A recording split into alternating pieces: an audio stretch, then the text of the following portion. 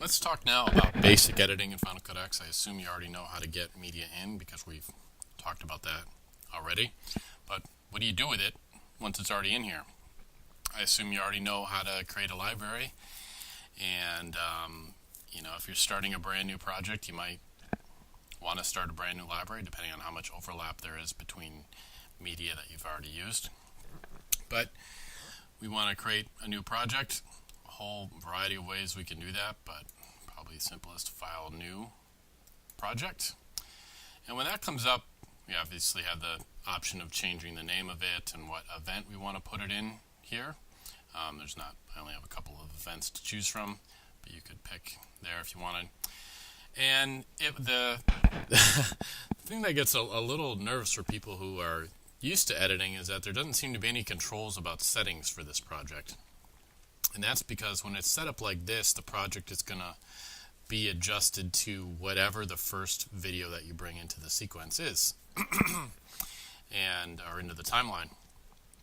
And so most of the time that's fine if all the footage that you're editing is the same kind of footage, or if the first clip that you bring in is what you want your project to be like. But sometimes we don't want the project to be just like the first clip that we bring in. We want a little bit more control over that. So you can click on custom settings, and here you can see set based on first video clip. So there basically are no settings for this project until we bring a clip in. But we can hit custom, and then we have a bunch of choices for the different types of video that we might be working with, all these different HD settings, and then some standard definition, and then 2K, 4K, 5K, other, and custom. So you got some pretty impressive types of projects you could be working in. Generally, you're probably good with 1080p HD, depending on the type of footage that you're shooting. But basically whatever settings you have your camera to, you can always go higher. If you go lower, you're going to be dumbing down your footage a bit. You can also control the resolution, which is the number of lines on the screen. Right now, at default, this is the highest level of high definition, which is 1920 lines by 1080 lines. That means there are 1,920 lines going, basically columns going down. So if you were counting the pixels on the screen, there would be 1920 going horizontally and 180 going vertically. So if you can imagine a box that's 19 and 20, or a rectangle 1920 feet long by 1080 feet high. That's your resolution, and then your frame rate. A whole bunch of things to choose from here. How quickly do you want the pictures to be changing?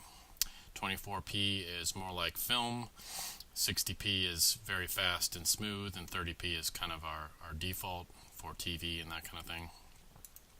So if you don't have any idea of where you want your settings, then I would say just go ahead and bring in your first clip that's representative of what the majority of footage that you're going to be editing, or maybe the highest quality footage you're going to be editing, and just go based on first clip, and you'll be fine. Otherwise, if you know what you're doing, you can go in and tweak these things. You also have some choices about audio and render format, and so you can control basically the type of compression that your video is going to be set to. So that can get a little bit complicated, but basically these are where the controls are hiding. And so probably using the automatic settings will be fine. Call this Digital Video Editing Test Project, put it in that event, which is fine. And the nice thing about Final Cut X is that it does sort things in the event for you. So I can go into projects and they're all here. Other editors kind of lump everything all together, which is fine. And in some ways I like better because I don't have all these disclosure triangles I have to open whenever I want to see my footage. But it is kind of nice. Sometimes I'll have students who can't find their project in other editors, and this is nice here. We can double click our project. We see the project name here. We see the project name here. We know we're working in the right one. So that's how you can create a new project and create custom settings for it if you like. So how do we how do we get stuff into it then? Well, let's see. I've got a variety of footage here to work with, and once we've found a clip that we like, you can go ahead and click in it, and when you find a section that you like, you can click I and O for in and out to mark that particular section, like that. And if you want to change it, you can mouse over the edges, but this yellow box is basically explaining this is the portion of the larger clip. And you might notice that my playhead isn't moving as I move my mouse along, and that's because that drives me crazy. So I've turned that off. But if you want that back on, that setting, or if you want to turn it on or off, that's right here. And so you can turn that on, and now when you mouse across video, it will automatically skim through, which could be handy, but for me, it kind of irritates me, and it also is more work for my computer to keep up with all that skimming around, so I'm just trying to spare it a little bit of work. Especially now when I'm trying to record video and work in Final Cut at the same time, it's a little bit exhausting for my computer. You also have the option here of, so this is video skimming, of turning on audio skimming, so as you move over this, you'll hear the audio as well, and that is that's really crazy. Could definitely be useful at times, but anyway, I've turned that off. So this is how you can go in and select a certain part of a clip, and so you can go through, you can hit spacebar to play, mark it in when you see something you like, mark it out to stop, and again, if you grab the in and out, you can see the out changing in the viewer there, so that can give you a sense of am I in the right spot or not.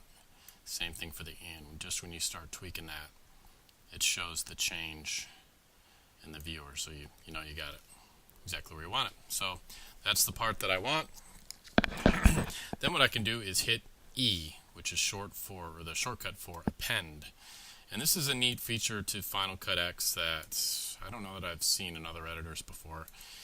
And basically, whatever in and out you have selected, it's going to add it to the end of your main storyline.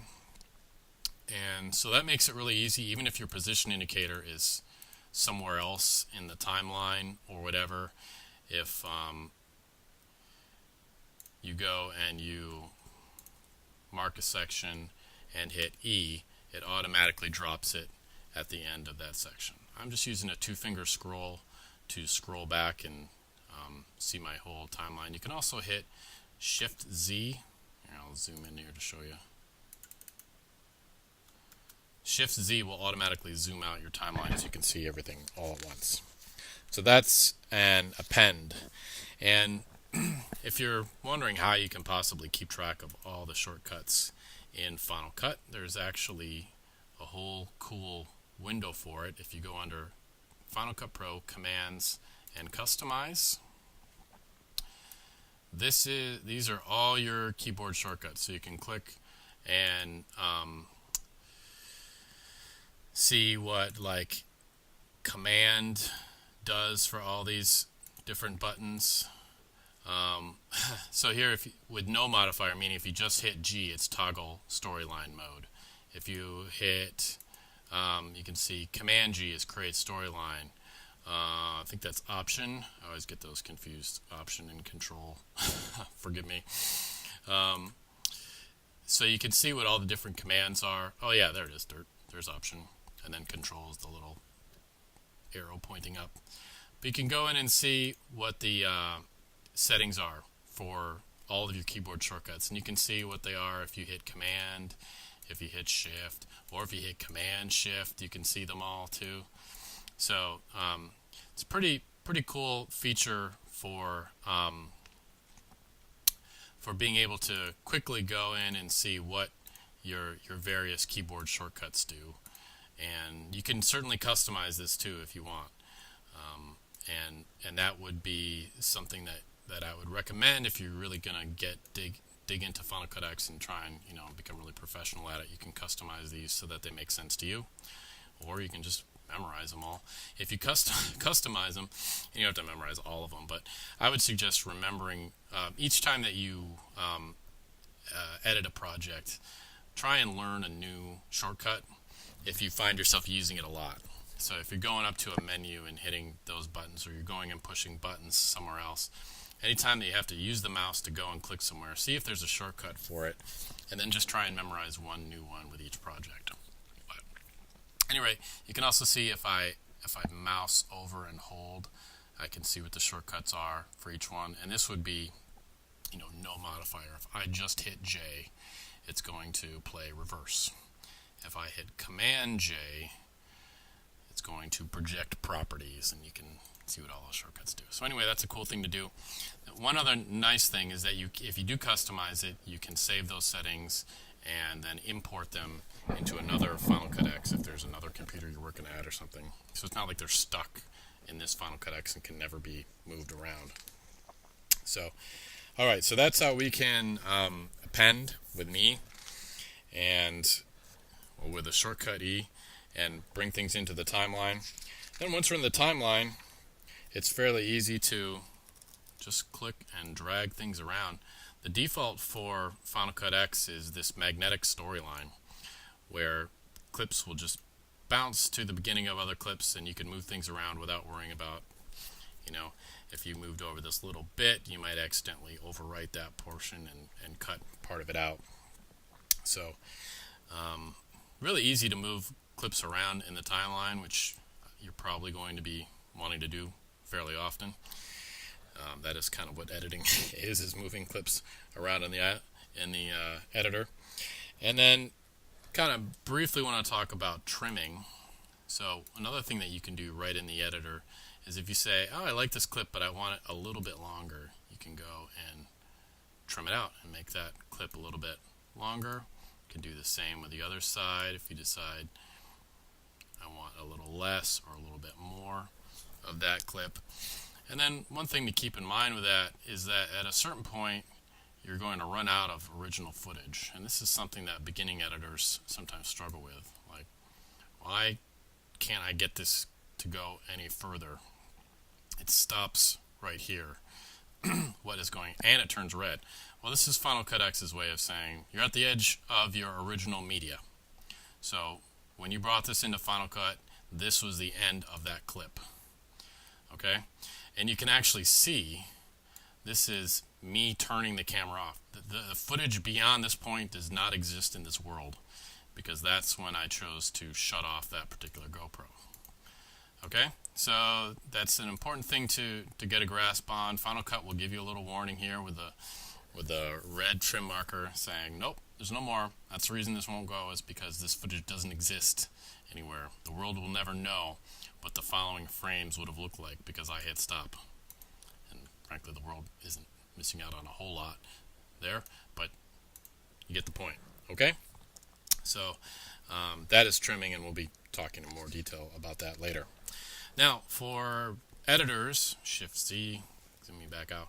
For editors coming from other applications, it's kind of terrifying when you open up Final X and bring clips into it that there's no audio track. Like normally in editors, there's all sorts of track information here, and you have video tracks and audio tracks, and in Final Cut X, they've dramatically simplified things, and in doing so, they potentially kind of complicate things, because now, how do I get my audio separate? Let's say I want to delete it, or I want to mess with it, or I want to move it around.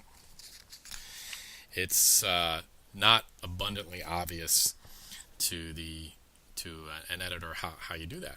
So you can actually go up to Clip and choose Detach Audio. And now Final Cut's like, all right, well, I didn't think you'd want to do that, so I brought it in all as one thing, but if that's what you want to do, that's great. And now we're starting to see something that looks more familiar to editors from other applications. And when they're detached, now these are no longer connected together, so I can move the audio independently of the clip that it came in with and put it back in sync if I want to. Now, the thing that's funny to me is I've never found a way to put them back together. So if you if you break them apart, maybe somebody out there knows a way, but I don't know a way of getting Final Cut to reunite them. so, so you're kind of stuck now with these two different portions of the same clip, and so keep that in mind. Of course, there's always Command Z. You can Command Z your way back to getting them back. Undo it. But if you'd done something in between when you separated it, then you would also undo that. All right, so that's how you can get your audio separate, and that's pretty handy. Now, there's this other concept in Final Cut X called connected clips, which is something they came up with. I've never heard before from another editor, and so it's a little bit strange, but the idea is that connected clips are basically superimposed over clips in your main storyline here. So if we go and find, let's see, I have something a little bit more interesting here. Go marking in, marking out for that particular portion, and I press the letter Q. That puts this video and the track above my main storyline. And the way that all editors work is they play video from the top down. So if there's 100 videos all stacked up, if the top one is completely opaque, you can't see through it, you won't know that there's anything else underneath. So the audience in watching this video is going to have no idea that there was video underneath here. All right, so it's superimposed, but not in the sense that it's like transparent at all. It's just over that one. And once you've done this in Final Cut X, it all is like stuck together. So it's it kind of makes sense. They're connected in that sense. And there are some benefits to connecting clips like this in editing, because, for example, maybe this is me talking about how great it was to stop at the pasty shop. If you don't know what pasties are, don't worry about it, but they're awesome. And this is in the Upper Peninsula of Michigan. So I'm talking here, and we want to see the pasty shop. This is what we call B-roll. So A-roll is your main story line. Usually it's like a talking head, and B-roll is footage that illustrates what they're talking about. And so you'll hear the term B-roll thrown around a lot in editing, and it's just sort of illustrative footage to go with to show what people are talking about, if there's a talking head and that kind of thing. And so this can work well for that. And you might say, well, why don't I just drop this right in here? Well, there's a variety of reasons, some of which are unique to Final Cut Pro. First of all, if I drop it in here in Final Cut Pro, I mean, now that I've separated the audio, I'd be okay. But normally if I drop it in here, it would just wipe out everything, video and audio. With the audio separate, I could drop it in, and then I would see it, but I'd still keep the audio.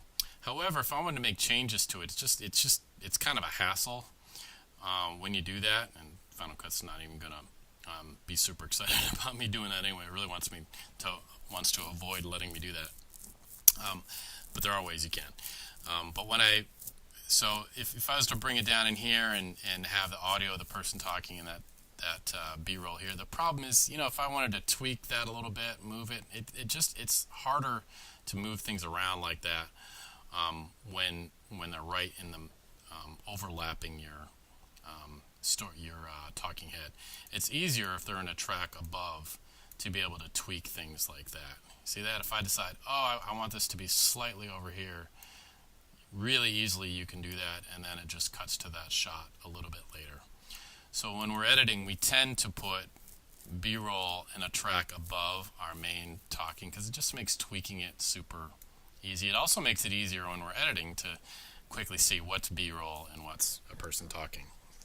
So those are connected clips in Final Cut X, and it is kind of nice that when they are literally connected, sometimes that could be a little bit of a hassle. Generally, there's sort of a trade-off when it comes to making things simpler.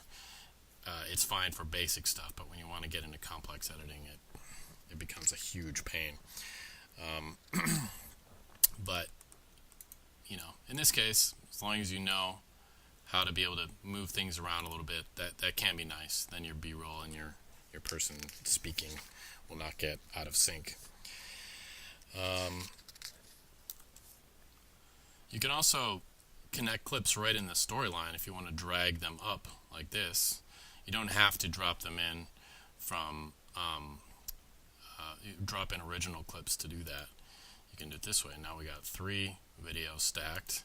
So you can see at the top, nobody's going to be able to tell that there's any footage underneath here because this isn't transparent. If I was to go in and make this clip transparent, then you would see this clip. If I made both of these clips transparent or partially transparent, you'd see sort of shadows of these two and then the one underneath. So you can connect clips, disconnect clips just by dragging them around, and then when we move them, they're all connected. So that part is kind of nice. Now you would think that because like appending clips and dropping clips in the timeline is something we're going to do a whole lot of, that Final Cut would make it really easy for you to do that. And they did. You don't have to remember all these shortcuts for E and everything. They are here. These buttons are an effort to show you different ways of bringing your media into the timeline. And so this is connected clips. So you can see it looks like it's kind of going above, and the shortcut for that is Q. This is an insert edit, and it's trying to show you when you drop this clip in, it's going to kind of split anything that's there and push it over to the right. And then this is an append, which you saw is E. So let's see, shortcut is W for insert. And then next to this, you see a disclosure triangle, and it's always cool to click on those and see what's going on. And what this is telling you is that when you are bringing this footage in, do you want to bring all of it in? Do you want to bring in just the video or just the audio? So we could click on that, and now it changes to a little picture, and it's saying, well, you're just going to connect video, you're just going to insert video, you're just going to append video. You can do the same thing with audio, and it gives you a little speaker icon to show you that you're only bringing audio in. And there are definitely times where you would want to do that, and you can see shortcuts Shift 1, 2, and 3 for switching between those modes. Whoops. So if you click these, whatever you have selected up here in the browser is going to get dropped in that fashion. And so let me show you, move things around here a little bit. Let me show you what these different types of edits look like. Of course, you've seen an append, connect. So I drop that in, automatically puts it in the track above. All right, we're going to go right to an edit point. Now, insert, let me go to the middle for this. When we click insert, it drops it in and it pushes everything over the way and out of the way to the right. And if there's a clip here, like you can see, I actually pasted the pasty shot into the pasty shot. That is a lot of pasting of pasties. Let's go and do it to this one. We insert that, and insert pushes everything out of the way. It doesn't destroy anything in the time. I mean, it breaks things apart if you insert in the middle of something, but it just pushes everything over to the right, and it will extend the length of your project. All right, so that's an insert edit, and we can undo that so you can see that again. There are definitely times, if I'm like, oh, I'd love to have a great, a clip in between these two. You can hit insert edit. We'll drop it in, move everything over out of the way, and then append, which we talked about a bit already, drops it at the end of your main storyline, and that is really handy and nice because you don't have to keep track of where your position indicator is and what you have selected. It's just going to throw it on to the end there. So that is insert and append and connected clips. And you can see if I have, see if I have nothing selected, they get grayed out. So that's why it's unhappy. It doesn't know what I want to bring in, so it doesn't give me any options to do that. Now, there's another type of editing that normal editors let you do all the time and aren't really biased against. But Final Cut is really trying to watch your back and make sure you don't screw up to the point of, I think, taking it a little far. There's another edit that we use a lot of the time in editing that Final Cut is hiding from you because it's afraid you won't know what to do with it or you'll screw it up. And that is the overwrite edit. So if we go into edit and we go down here, the shortcut for it is D. And the reason that Final Cut X is hiding this is because when you hit D, it doesn't move anything out of the way. It just wipes out whatever is underneath it for the duration of the clip. All right, it just goes boom, gone. So if I undo that, you see there used to be the end of a clip here in the part of pasty shop. When I hit D, the shortcut, bam, it's gone. The length of the project doesn't change. So watch my mouse here. I'm going to hit D. Length of the project doesn't change because this just squishes anything that's under it, but with an overwrite. And so there are definitely times where overwriting is the way to go. If you've got a portion of a clip that you just want to swap out with something else, or maybe you've left yourself a space or something. There's all kinds of reasons why you want to overwrite. You want to drop something in and not have everything else move out of the way. But Final Cut, that is one way to do some major damage to your timeline if you don't know what you're doing and you don't know the difference between overwrite and insert, the two main ways of bringing clips in. So they've hidden it, trying to protect you, I guess, by putting it in here. So not part of the quick and easy ways to add video in. You're going to have to remember that shortcut. And that is probably, besides like Command Z, undo, and Shift Z, which I do like to use a lot, which zooms you out. Memorizing D as overwrite is probably a big one that you'll want to remember. Now you've seen us mark areas in our raw clips, what Final Cut calls a range.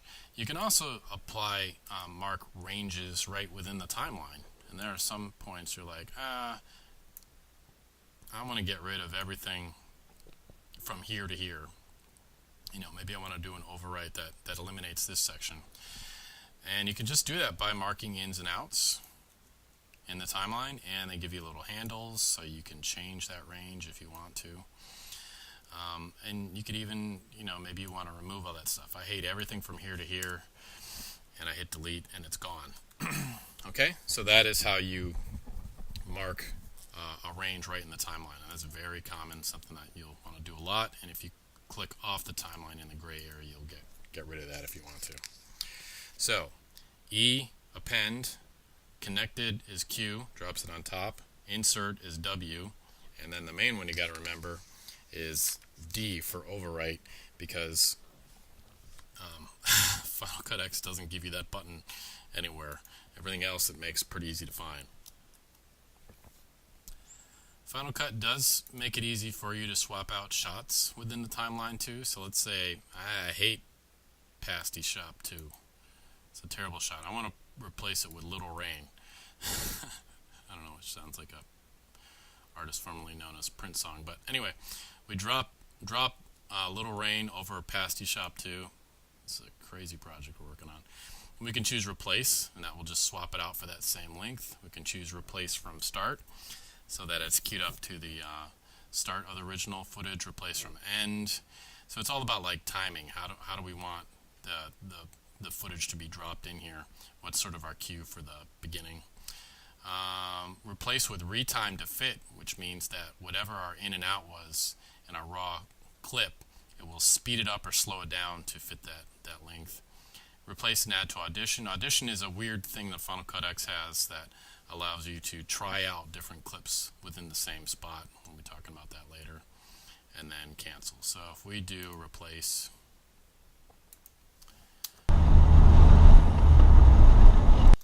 it just swaps out those two shots, and now the other one's gone. So that's, kind of that's an override edit right there. Final Cut's not making it so obvious that it is, but that is one way that you can do an overwrite edit without having to remember the D command. All right, so next video we'll be talking about editing tools and skimming, some more about skimming and some of the other features of trimming, which is cool and kind of complicated thing that you can do in Edit Editor, and Final Cut does a pretty good way of displaying it. But that's some basic editing in Final Cut X.